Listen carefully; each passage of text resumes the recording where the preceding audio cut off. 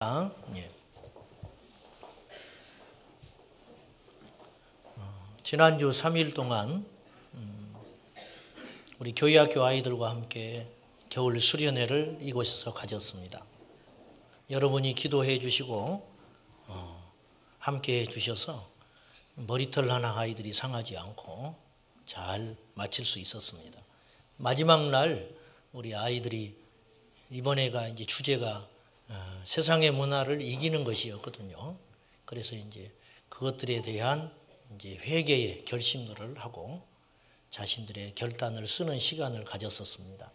그때 이제 아이들이 이제 잘못하고 있는 거, 잘 안 되고 있는 거 그런 목록들을 좀 써봐라. 그랬더니 제일 많이 등장하는 것이 핸드폰 중독이 돼 있다는 거예요. 그래서 이것을 좀 안 되게 해달라. 그렇게 했고요. 그 다음에 이제 부모님에게 불순종하고 있다. 이제 이렇게 기록을 했고, 형제들하고 자주 싸운다. 그런 제목도 내놨고, 또 어떤 아이들은 노래방에를 갔다. 그거 하나님 앞에 잘못한 것 같다.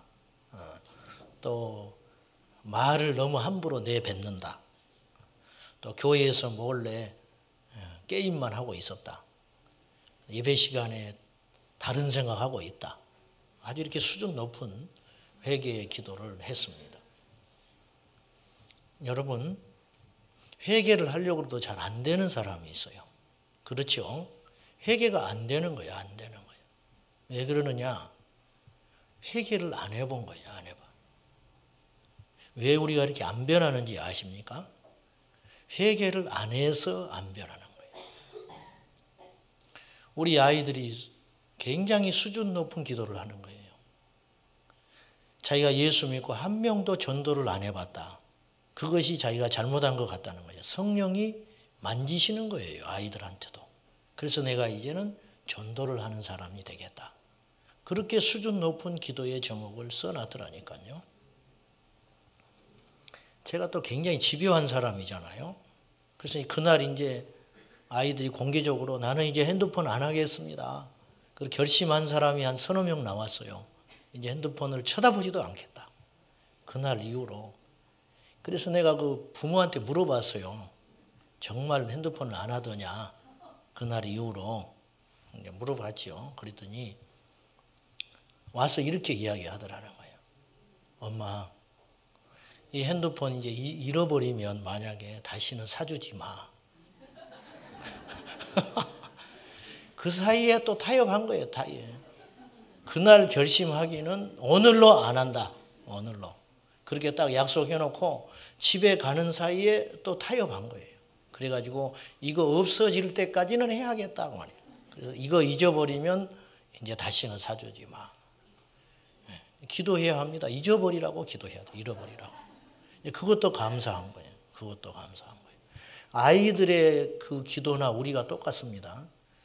우리도 핸드폰 중독된 어른들 많고요. 핸드폰은 아니더라도 다른 것도 중독된 사람이 있다고요. 술에 중독돼 있다든지 또 담배에 중독돼 있고 또 자기 성질을 못 고치고 맨날 똑같이 반복해. 그 중독돼 있는 거거든요. 그 다음에 형제와 다툰다. 우리도 교회 안에서 미워하는 사람이 있잖아요. 못마땅한 사람이 있잖아요. 다 품지 못할 사람이 있잖아요. 똑같은 거예요. 그들이나 우리나. 영은 똑같은 거예요. 회개해야, 진짜 회개해야 변합니다. 회개한 것만 달라지는 거예요. 회개. 오늘부터 이제 사도행전을 2달 동안 말씀을 나눌 거예요. 지난 1월달, 2월달 우리가 시편을 통해서 함께 말씀을 나눴습니다. 시편은 하나님 앞에 1대1의 관계 속에서 기도하는 내용들이 많았습니다. 자식한테 쫓겨가는 다윗이 눈에 보이는 암울한 현실 앞에서 하나님 앞에 고통 중에 기도하는 내용들. 그들이나 우리나 똑같아요. 여러분, 인생은 결코 만만치 않아요. 제가 뭐 세상을 논할 만한 나이는 아니지만 똑같이 어렵습니다. 우리 중에 한 사람이나 안 어려운 사람 있나 보십시오. 문제는 이거예요. 무엇 때문에 힘든가? 그걸 잘 따져봐야 돼요. 여러분 뭐 때문에 힘들어 하십니까? 여러분 가난해서? 뭐가 일이 안 풀려서 힘드십니까? 누가 나를 힘들게 해서 힘드십니까? 예수 그리스도를 믿는 사람은 힘든 것도 제목이 달라야 돼요. 우리는 가난해서 힘들면 안 돼요. 우리는 죄 때문에 괴로워해야 해요. 이게 예수 믿는 사람이에요. 세상 사람들과 똑같이 그들이 힘들어하는 거 나도 힘들어하고 그들이 부러워하는 거 나도 부러워하면 예수 믿는다는 증거가 무엇이 있습니까? 없어요. 똑같은 거예요. 사도행전은 시편이 1대1로 하나님과의 관계 속에서 대면하는 문제라면 사도행전은 교회 공동체의 탄생과 공동체와 하나님과의 관계 속에서 신앙의 내용들이에요. 자, 사도행전이란 말이 무슨 말이냐? 말 그대로 사도들의 행적을 기록한 책이에요. 사도행전은 누가 썼는가 하면 의사 누가가 썼습니다.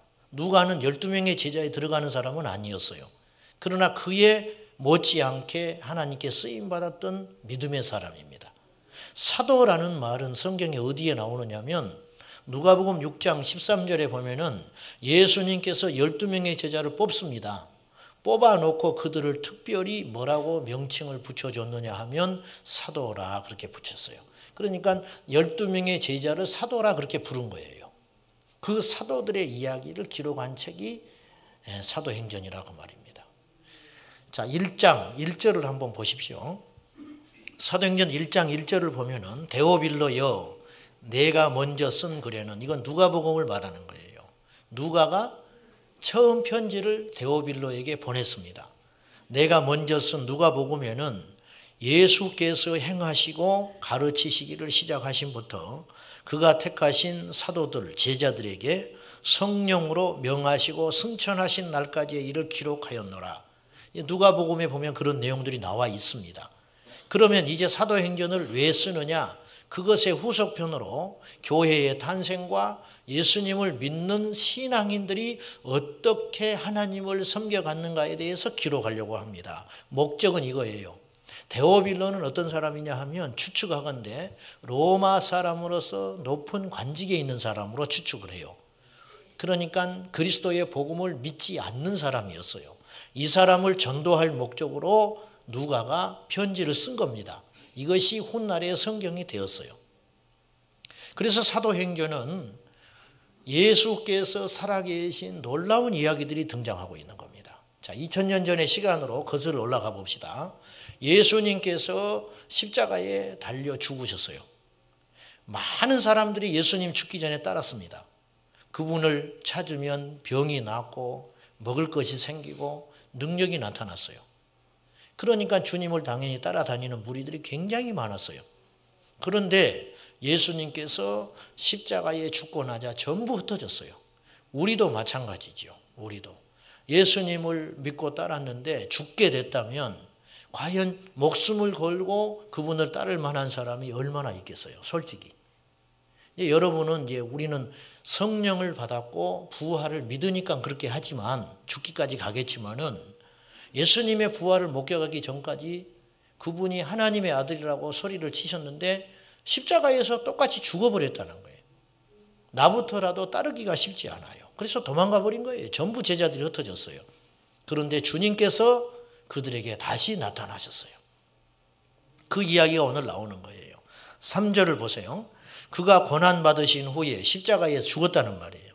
죽으신 후에 또한 그들에게 확실한 많은 증거로 친히 살아계심을 나타내사 주님이 살아나셔서 기적을 많이 베풀었다는 거예요. 다시 살아나셔서 며칠 동안 40일 동안 이 땅에 머물면서 그들에게 기적도 베풀고 하나님 나라의 비밀에 대하여 이야기하셨다는 거예요.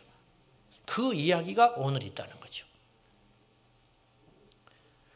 흩어졌던 제자들이 다시 모이게 된 동기가 무엇인가? 이유는 간단합니다. 예수님이 부활하셨기 때문이에요. 부활하신 그분을 만났기 때문에 주님 떠날 수 없는 거예요. 네. 자, 그러면 성경에는 예수님이 십자가에 죽었다, 부활했다, 다시 살아나셨다, 능력을 행했다, 그런 이야기들이 셀 수 없이 많지만은 그건 성경에 있는 이야기 아니냐 이거예요. 외부에 있는 사람들은 그걸 어떻게 믿느냐. 아, 성경이야. 믿는 사람들이 썼으니까 그렇게 거짓말도 쓸 수 있는 거 아니냐 이거예요. 객관적으로 예수님은 어떤 분이었냐, 이걸 또 좀 볼 필요가 있어요. 2000년 전에 예수님께서 이스라엘 땅에 오셔서 사셨고 말씀을 가르쳤고 제자들을 세워서 뭔가를 했다는 건 사실이에요.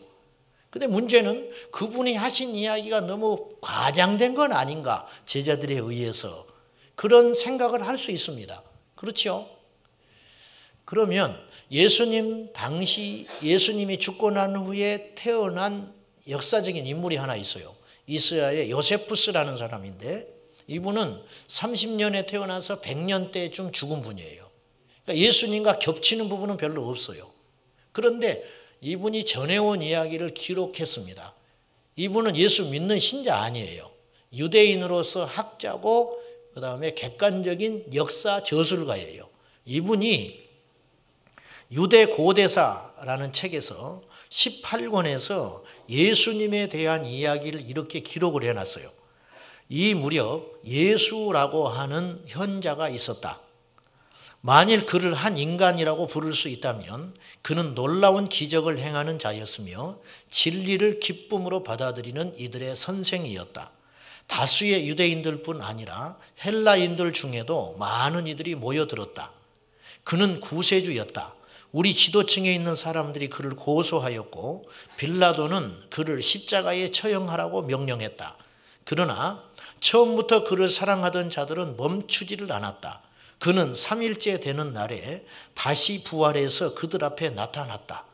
이는 하나님의 예언자들과 다른 많은 놀라운 일들이 그에 관해 선포했던 일이었다. 그를 따라 그리스도인들이라고 명명된 무리들은 아직까지 사라지지 않고 있다.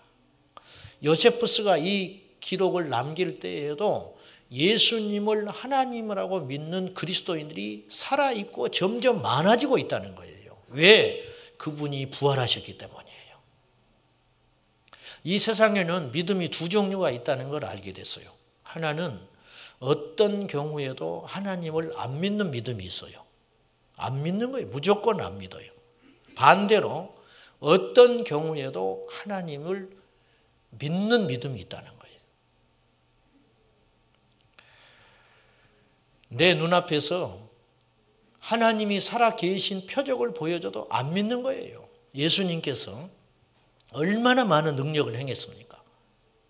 물고기 2마리 떡 5개로 5,000명을 먹이셨어요. 우리는 그 자리에 없었죠. 그런데 바리새인들은 그걸 봤어요. 안진뱅이가 일어났어요. 나사로가 살아났습니다. 그러면 죽은 자를 살린 예수님의 능력을 보고 그분이 하나님의 아들인 걸 믿어야 할 거 아니에요. 예수님이 답답해서 이렇게도 이야기를 하셨어요. 너희가 내 말을 믿지 못하겠거든. 말은 누구든지 할 수 있으니까. 말은 누구든지 할 수 있잖아요. 그러면 내 말을 믿지 못하겠거든. 내가 하는 걸 보고 믿어라. 얼마나 답답하면 그렇게 이야기했어요. 그런데 안 믿는 거예요.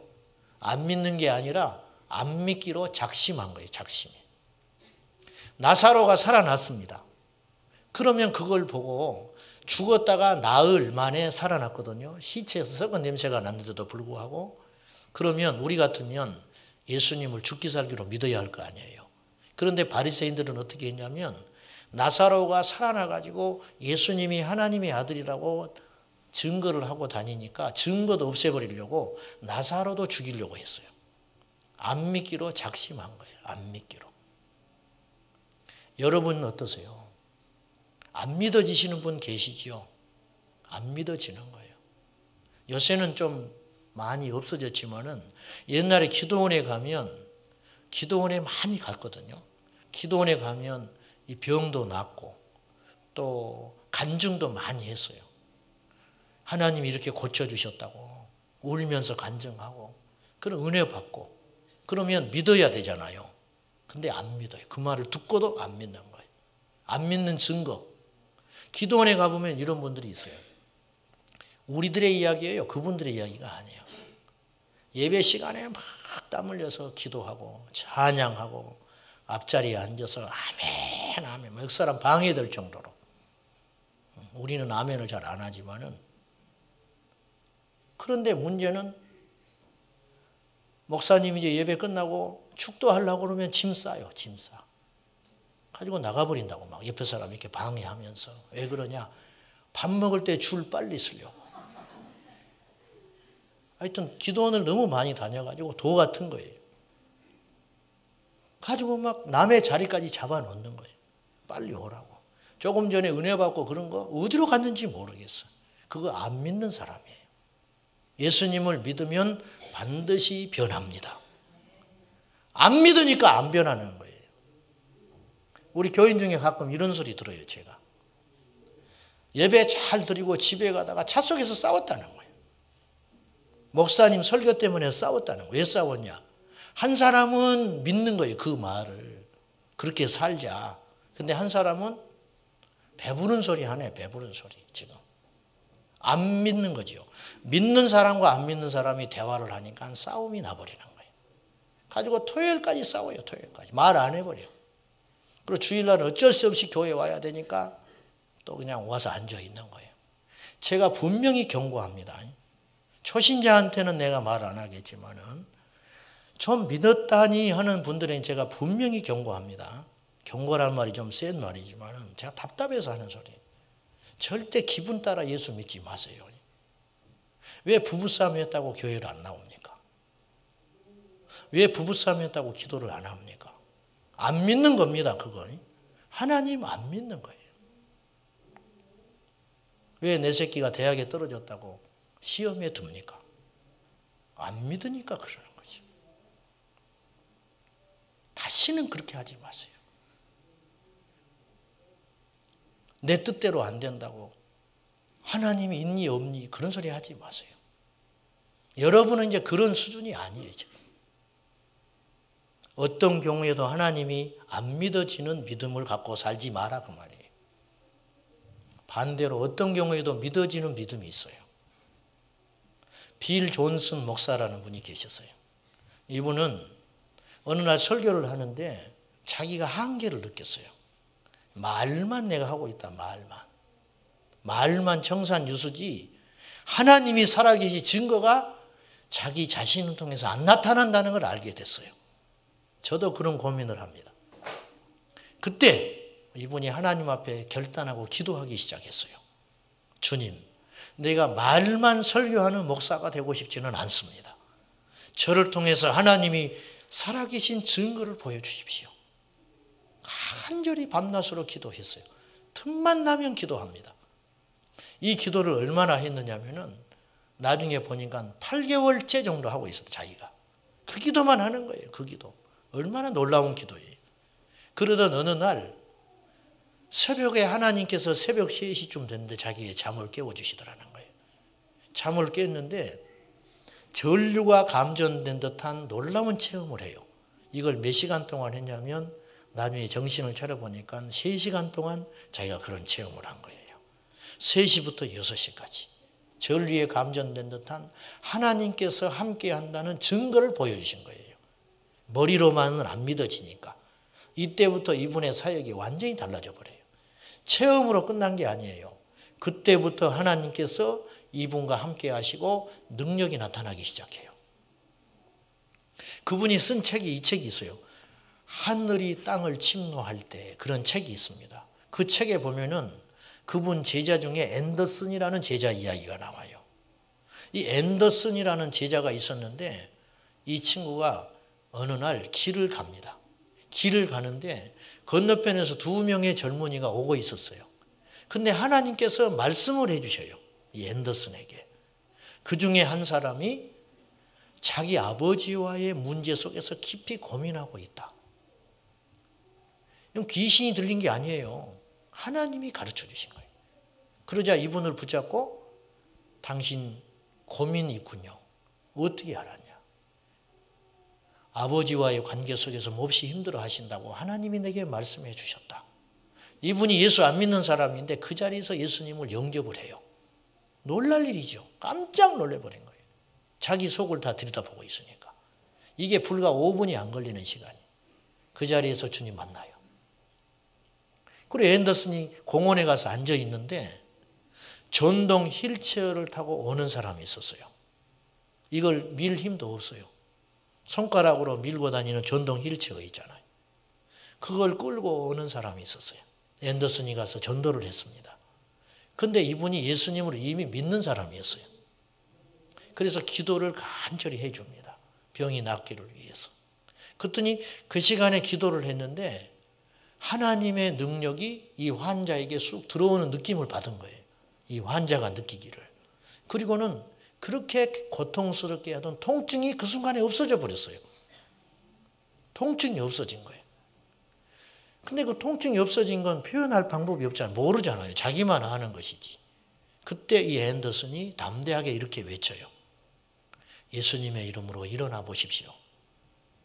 몇십 년을 휠체어에서 앉아있는 이 사람에게 예수님의 이름으로 일어나십시오. 그랬더니 이 사람이 뭐라고 말을 하냐면 일어나서 쓰러지면 어떻게 하냐. 일어서서 넘어지면 더 다친다. 그렇게 이야기를 해요. 그러니까 앤더슨이 다시 이렇게 이야기합니다. 어째서 그렇게 생각하냐. 하나님이 일으킬 수 있다고 왜 그 믿음은 없냐. 여러분, 이 두 사람의 믿음이 충돌하는 거예요. 한 사람은 절대 일어날 수 없다는 믿음을 갖고 있었고 한 사람은 일어날 수 있다는 믿음을 가진 거예요. 이 말을 듣고 이 아픈 사람이 마음을 바꿔요. 그리고 일어날 수 있다는 믿음을 갖습니다. 그 시간에. 여러분, 그 자리에서 일어나 걸었어요. 그걸 광장에 있는 사람이 다 본 거예요. 다 본 거예요. 눈이 희둥그레져 버린 거예요. 입이 쩍 벌어져 버리죠. 이건 뭐 부인할 수 없는 증거예요. 앤더슨이 담대하게 선포해요. 주님이 이 자리에 오셨습니다. 이 사람을 고치기 위해서 주님이 오셨습니다. 그 권위가 얼마나 큽니까? 아무 소리 못 해버리는 거예요. 요한복음 20장에 보면은 예수님이 부활하셔서 죽음이 두려워서 문 닫아놓고 숨어있는 제자들에게 오셨어요. 그렇죠? 오셨는데 주님께서 제자들에게 이렇게 말하세요. 평안하냐? 응? 불안에 떨고 있는 거예요. 죽을지 살지 모르니까. 괜히 예수 믿어가지고 어떡하냐. 이제 사람들이 다 아는데 우리 예수 믿은 거. 그때 주님께서 평안하냐? 성령을 받아라. 그리고는 내 손가락, 내 손바닥과 옆구리를 봐라. 주님이 부활하신 거예요. 부활하셨어요. 그리고는 주님이 다시 가셨어요. 근데 그 자리에 없는 제자가 하나 있었어요. 도마가 나중에 와가지고 우리가 예수님 봤다. 그분이 약속대로 다시 살아나셨다. 도마가 뭐라고 하냐면 안 믿는 거예요. 안 믿는 거예요. 왜? 성경에 그렇게 자세히 읽지는 않지만 상상해 보면 이런 말을 한 것 같아요. 너희들이 너무 예수님 생각하다가 헛것 본 거다. 헛것 본 거야. 그분이 죽은 거 우리 다 알잖아. 무덤에 있는 거 다 알잖아. 어떻게 그분이 살아나? 나는 그분의 손바닥에 손가락을 넣고 옆구리에 내 손으로 찔러보기 전에는 못 믿어. 보는 환상으로 정도는 못 믿겠다. 그 소리를 주님이 들었어요. 그 자리에 안 계셨지만은. 일주일 있다가 주님이 다시 오셨어요. 도마를 보고 이렇게 딱 말하세요. 네 손가락을 내 손바닥에 넣어봐라. 내 옆구리에 찔러봐라. 도마가 아무 소리 못 해버리는 거예요. 그리고는 찔러볼 엄두도 못 내요. 자기 눈앞에 주님이 오셔서 자기 속속들이 속을 다 알고 이야기하는 거예요. 그때 도마가 고백합니다. 나의 주시요 나의 하나님이십니다. 예수님이 나의 하나님이 되는 순간이에요. 그동안 도마가 헛것 믿은 거예요. 헛것 믿은 거. 진짜 부활하신 주님을 만났을 때 도마의 믿음은 완성된 거예요. 그리고는 주님이 이렇게 말하셔요. 의심하는 자가 되지 말고 믿는 자가 되라. 믿는 자가 되라. 여러분 이 말을 주목할 필요가 있어요. 우리는 안 믿어지는 것도 하나님 탓으로 돌릴 때가 많아요. 나한테 믿음을 안 줬다는 거예요. 하나님이. 그런 비겁한 소리 하지 마세요. 믿음은 내가 가져야 되는 거예요. 똑같이 교회를 다니는데 어떤 사람은 믿음이 있고 어떤 사람은 믿음이 안 생긴다. 누구한테 탓을 돌릴 거예요. 안 믿어진대 자기는. 그러면 믿으려고 하나님께 기도해야 할 거 아니에요. 믿음을 달라고. 믿게 해달라고. 안 합니다. 안 해.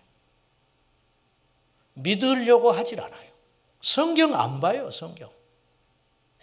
맨날 인터넷에서 못된 것만 보고 있는 거예요. 뭐 예수는 신하다. 요 따위 책만 보고 있는 거예요. 죄송합니다. 말이. 영적으로 병들어 버린 거예요. 병들어 버린 거. 교회를 가서 은혜를 받을 생각은 안 하고 맨날 목사 월급 얼마 받아. 한국교회 다 썩었어. 네가 더 썩었다. 네가 더 썩었어. 물론 잘못한 거 많아요. 그런데 저는 덥자는 게 아닙니다. 여러분 저를 아시잖아요. 우리가 믿음으로 못 사는 거 치탄받아 마땅합니다. 그러나 그 부분만 봐서는 안 된다는 거예요. 하늘이 두 쪽 나도 믿는 자가 되어야 한다는 거예요. 안 믿기로 작심해버린 거죠. 안 믿기로 작정한 자는 눈앞에서 죽은 자가 살아나도 그 사람을 죽이려고 한다니까요. 바로왕을 보십시오. 얼마나 많은 이적을 봤어요. 근데 안 믿어요. 끝까지 하나님 안 믿습니다. 의심하는 자가 되지 말고 믿는 자가 되라. 우리는 이렇게 반론하지요. 우리 눈앞에 예수님 살아계신다고 나타나면 우리 믿을 수 있어요. 주님이 도마에게 이렇게 말하세요. 너는 보는 거로 믿냐? 봤으니까 믿지요? 나는 보기 전에는 안 믿는다고 했으니까. 주님이 이렇게 말하세요. 보지 않고 믿는 자는 복되다. 어떤 사람 이렇게 말해요. 천국 죽어봐야 알지요. 죽어보면 알겠지요. 알기는 알지. 보니까. 여러분 보고 믿는 건 믿음이 아니에요. 죽은 다음에 천국을 보고 믿는다면 그건 천국 못 갑니다. 왜? 하나님이 우리에게 믿음의 조건을 말씀하셨는데 보고 믿는 건 믿는 게 아니고 아는 거예요. 아는 거. 아는 사람은 하나님 나라 못 가요. 이 땅에서 보지 않았지만 믿어야 그 믿음을 주님이 믿음이라고 인정해 주는 거예요.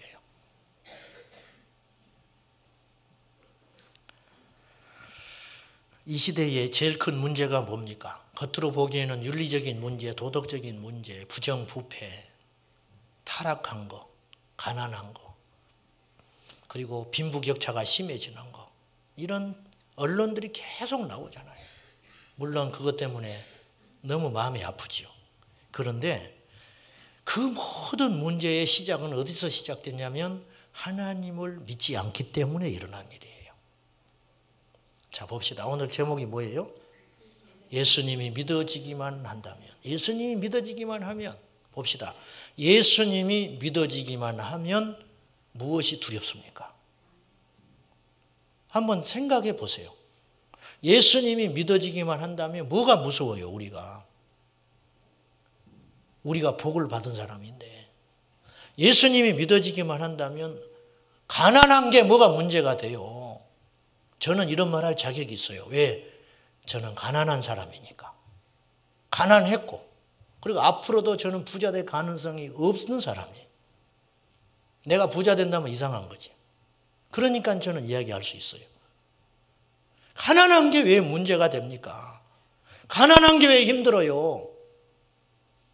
가난한 게 우리 앞으로 어떻게 될지 몰라요. 믿음만 있으면 가난한 것도 문제가 안 돼요. 두려운 것도 문제가 안 돼요. 무서울 게 하나 없어요. 봅시다. 얼마 전에 이집트 성지순례 간 순례객들, 성도들이 폭탄 테러 당해서 죽었어요. 말이 많죠. 하나님 뭐 했대? 하나님. 성지순례 갔는데 죽었어. 할 말 없죠.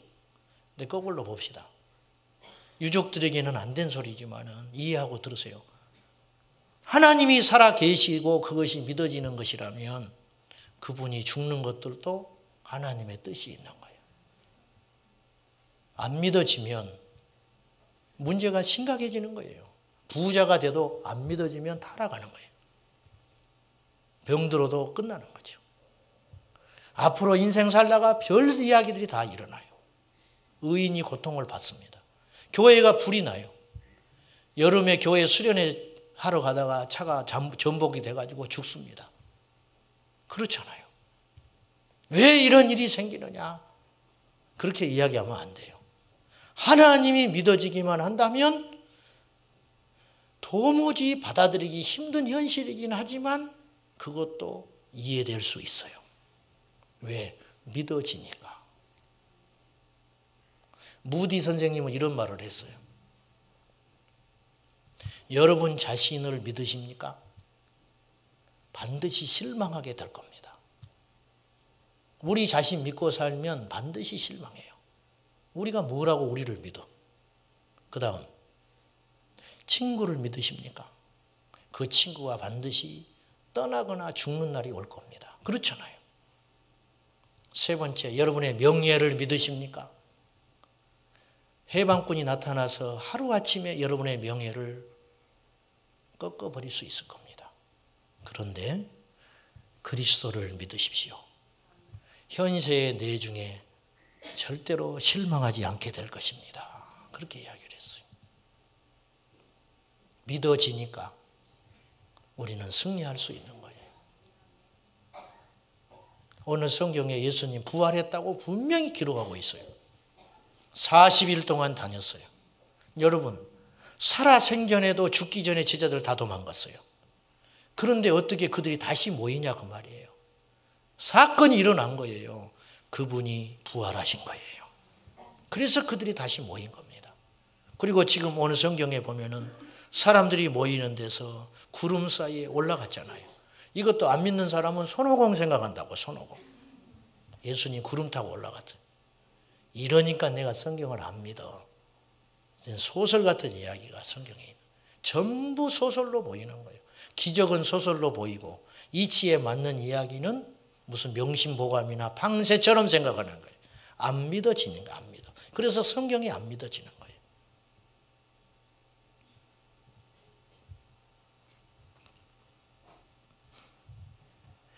로마 시대에 순교자들이 있었습니다. 뭐 셀 수도 없는 순교자들이 있었죠. 전해오는 이야기가 이런 이야기가 있어요. 7명이 예수님을 믿다가 현장에서 잡혔어요. 로마 군인들이 잡아다가 얼음 구덩이를 파고 겨울에 그 속에다가 7명을 집어넣어놨어요. 강가에다가 불을 피우고 군인들이 불을 쬐면서 예수님 안 믿는다고만 해라. 그러면 거기서 꺼내줄 거야. 그리고 평생 호의호식 할 거야. 깔깔거리면서 놀리는 거예요. 나오라고. 7명이 차디찬 얼음에서 죽어가기 시작해요. 여러분이라면 어떻게 하겠어요? 여러분이라면. 정말 여러분 주님 앞에 목숨 걸고 믿을 수 있으세요? 겁이 나서 아멘을 못 해버려요. 한번 정직하게 이야기해 보세요. 내가 불안해 여러분을 보면은 불안하다니까. 성질 하나도 못 고치는데 어떻게 순교해? 회의할 때 내 주장 하나 못 굽히는 사람이 어떻게 주님을 위해 죽겠어요? 내 마음에 안 맞는 사람하고 인사도 안 하는 사람이 어떻게 주님을 위해 죽겠어요? 분명히 답을 해보세요.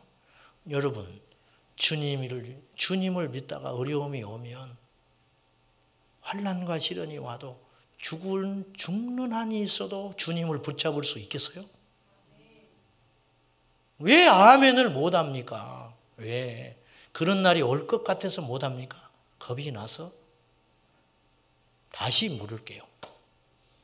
어떤 일이 있어도 주님을 믿고 주님 안에서 살 수 있겠어요? 이건 굉장히 중요한 이야기. 우리 눈앞에 닥칠 현실이라고. 7명의 순교자가 있는데 죽어가고 있는데 저 공중에서 천사 7이 영혼을 천국으로 데려가기 위해서 내려오고 있었어요. 이게 보이는 거예요. 근데 그 중에 한 사람이 너무 고통스러우니까 말이 그렇지 얼마나 고통스러운데요.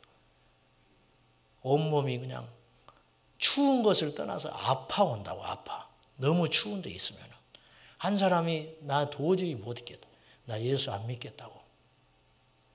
얼음구덩이에서 나왔어요. 나오는 순간 7명의 천사가 오다가 한 천사가 유턴해가지고 천국으로 올라가 버리려고 하는 거예요. 배교했으니까. 그것을 로마 군인이 봤어요. 이 사람이 갑옷 벗고 얼음으로 들어갔어. 내가 예수 믿겠다. 이분이 순교했어요. 여러분 근거 있는 이야기라고.